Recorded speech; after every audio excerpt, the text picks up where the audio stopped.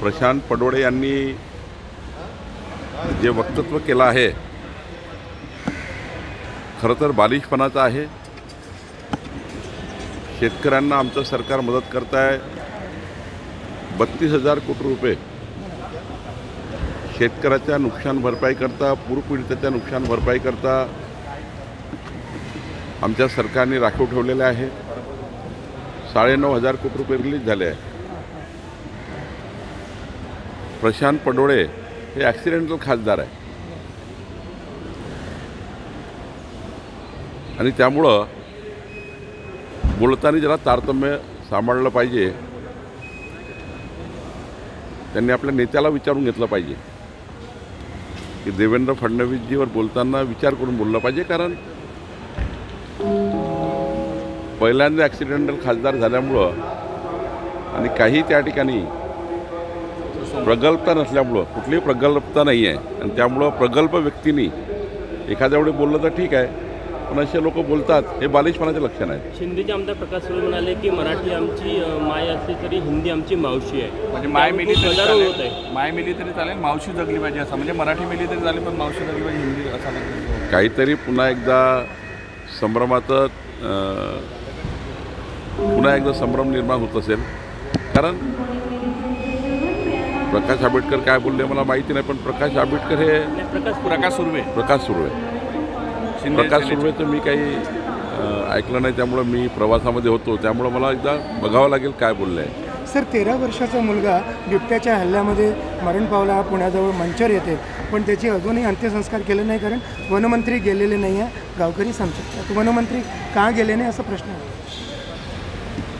नाही तर वनमंत्र्याकडे नक्कीच त्या ठिकाणी तिथल्या अधिकाऱ्यांनी कळवलं असेल, पण दुर्दैवी आहे आता जे प्राणी आहे बिबटे, वाघ हे गावाकडे यायला लागलेले आहेत, कारण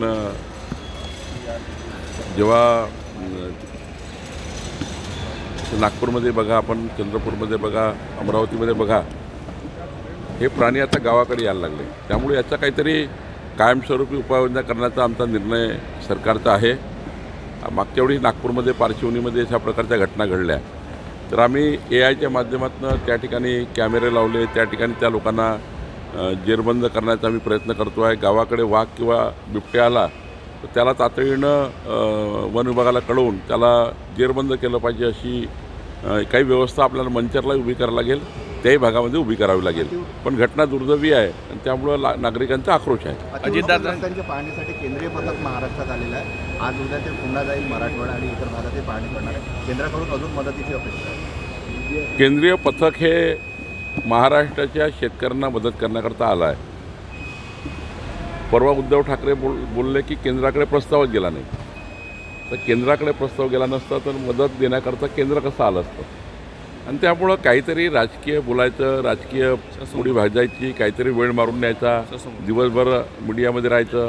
मला वाटतं की हे जे केंद्रीय पथक आलं आहे हे अत्यंत महत्त्वाचं आहे। ते जिल्ह्यामध्ये मंडळामध्ये तलाठ्याच्या एरिया पण जातात आणि संपूर्ण सर्वेक्षण करून मग राज्याला मदत देतात। केंद्राची भूमिका राज्याला मदत करायची आहे, राज्याची भूमिका केंद्राची मदत घ्यायची आहे आणि केंद्र आणि राज्याची भूमिका आहे की महाराष्ट्राच्या शेतकऱ्याला मदत झाली पाहिजे। पीक विम्यातून काही तुटपुंजी मदत दिल्या गेली आहे, 1 रुपया 2 रुपये, तर यासाठी केंद्रीय ते मला वाटतं की त्या पावत्या एकदा चेक करतोय आम्ही। केंद्रीय मंत्र्यांनी चौकशीचे आदेश दिले आहेत, ते समजा त्या पावत्या चेक करतोय, ती कशी पावती गेली, काय गेली, कारण अशी पावती जाणे योग्य नाही आहे, हे नियमाच्या बाहेर आहे। किमान आपण काही झालं तरी 1,000 रुपयाच्या कमी चेक जाऊ शकत नाही। तो कसा गेला मला कळलं नाही, पण याची चौकशी झाली पाहिजे का झाली पाहिजे। ज्या अधिकाऱ्यांनी चूक केली त्याच्यावर कारवाई झाली पाहिजे।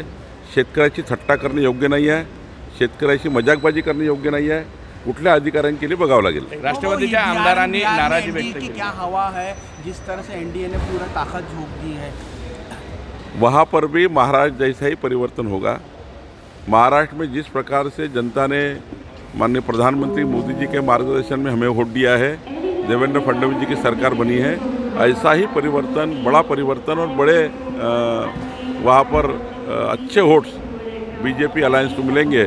और वह एनडीए चुन के आएगी। राष्ट्रवादीच्या आमदारांनी नाराजी व्यक्त केली आहे अजितदादांसमोर आमदारांना मिळणारी जी निधी आहे किंवा ते कमी मिळत आहे अशी वागणूक नाही, ते ठरलं आहे ना की नवीन आमदारांना काही निधी मिळणार आहे आणि जुन्या आमदारांना मागचे जे मंजूर कामं आहे त्यातले स्पिल ओव्हर मिळणार आहे. त्यामुळं स्पिल ओव्हर घेऊन मागचे काम पूर्ण करायचे. नवीन आमदारांना या ठिकाणी पैसे मिळाले आहे किंवा मिळणार आहे आणि त्यामुळं हे वर्ष जरा थोडं शेतकऱ्याकरता आहे, हे वर्ष जरा आपले जुने स्पिल ओव्हर देण्याकरता आहे. अजून 5 वर्ष आहेत आपल्याकडे विकास करण्याकरता. त्यामुळं मला असं वाटतं फार नाराजी करून घेण्याचं काही त्या ठिकाणी फार कारण नाही आहे. आमचे मुख्यमंत्री अजितदादा एकनाथजी बसतील आणि मार्चपर्यंत योग्य निर्णय करतील. सर बिहार चुनाव मोदी वर्सेस राहुल गांधी हो रहा है, ऐसा पूरा बिहार में जो इस यहाँ भी हुआ था, महाराष्ट्र में भी क्या हुआ, चुनाव के बाद राहुल गांधी भाग गए, विदेश चले गए.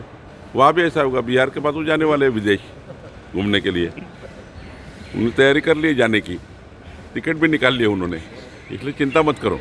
चलिए, थैंक यू सर.